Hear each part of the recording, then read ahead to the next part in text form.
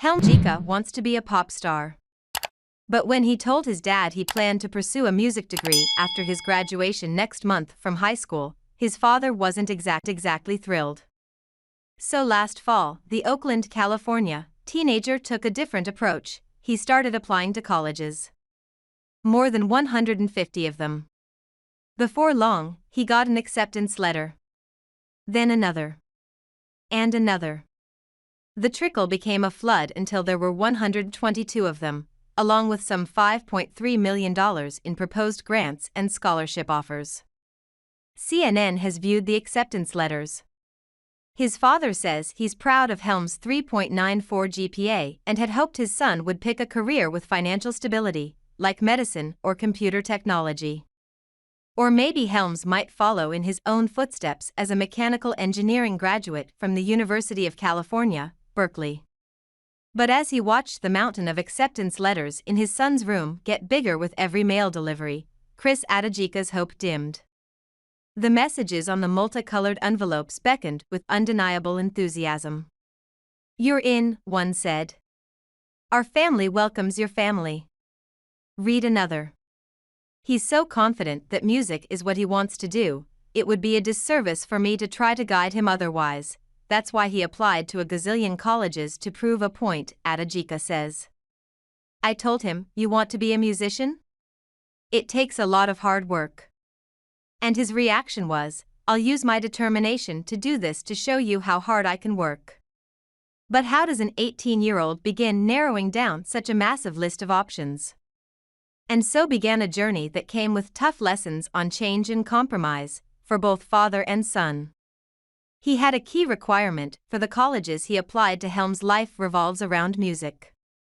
At Headroyce High School in Oakland, he's part of an a cappella group that meets every week to belt out covers of popular pop music. His room is stacked with CDs by Beyoncé, Prince, and Bruno Mars. Before he starts college in the fall, he's taking a summer trip to Peru with a choir to perform in churches and communities. "I live for music. I spend most of my time either listening to music, making music, or out there performing," Helms says. "I feel the most alive and fulfilled when I'm doing something related to music." So when he started his college application journey, he had one key requirement: the school needed to have a strong music program. Helms Adajika, "I feel the most alive and fulfilled when I'm doing something related to music." Courtesy Christopher Adajika, he mostly used universities' online portals for his applications, he says, which made it easier to copy and paste his information to multiple places. His father paid the application fee required by some universities. Helms spent many hours writing essays for different schools, although most were variations of the same personal story. In his essays, he highlighted his passion for music and his background as an immigrant. A small group of schools, including Brown, Wesleyan, and Colgate, rejected him or placed him on their waiting list. But the much longer list of schools that said yes spans the country, from big state universities to smaller private colleges: Bard College, Drexel, Howard, Loyola Marymount, Sarah Lawrence College, and yes, UC Berkeley. He moved to the U.S. just before the pandemic shut down everything. Adajika immigrated to the U.S. from his homeland in Uganda in late 2000s to attend the University of California, Berkeley. He left Helms with his mother in the western Ugandan town of Fort Portal, where he lived until he joined his father in California 5 years ago. Soon after Helms came to the U.S. in 2019, the world largely shut down due to the coronavirus pandemic.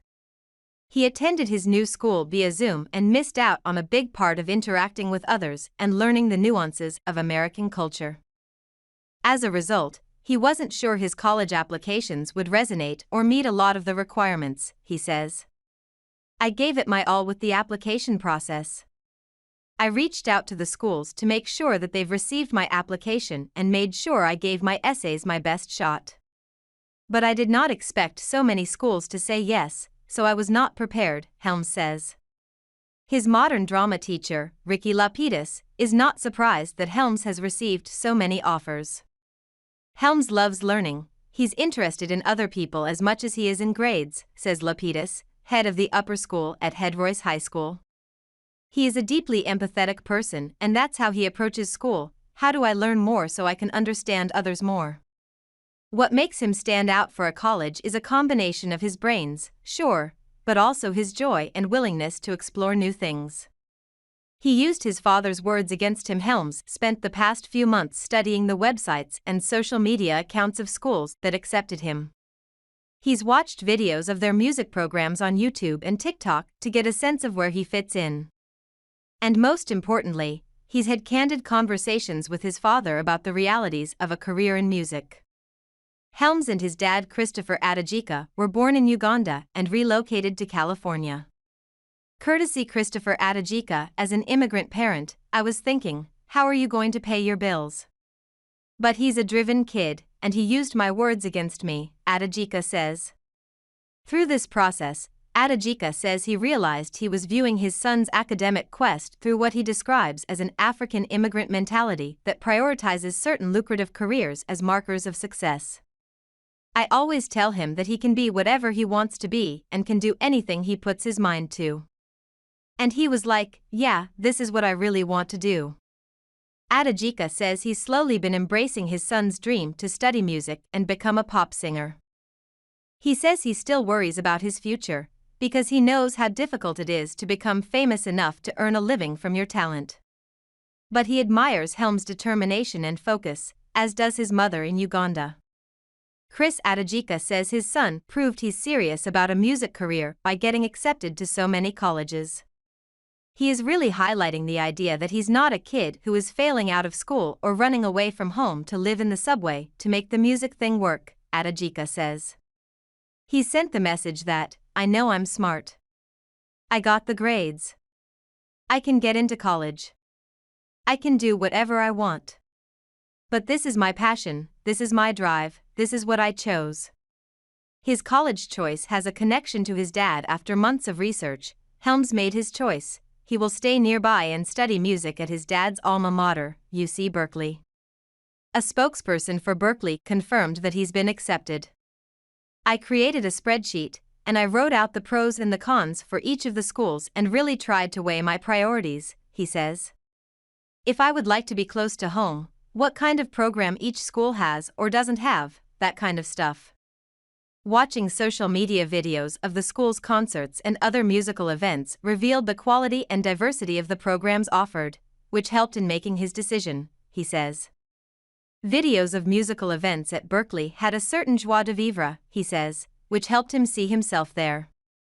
The school also has a wide variety of musical programs, including African music ensembles and a brass quintet. As an immigrant, Helms is part of a growing demographic. Children born abroad or in the U.S. to an immigrant parent accounted for 58% of the increase in the nation's college enrollment between 2000 and 2018, a study by the Migration Policy Institute shows. The face of U.S. higher education is changing, the study says.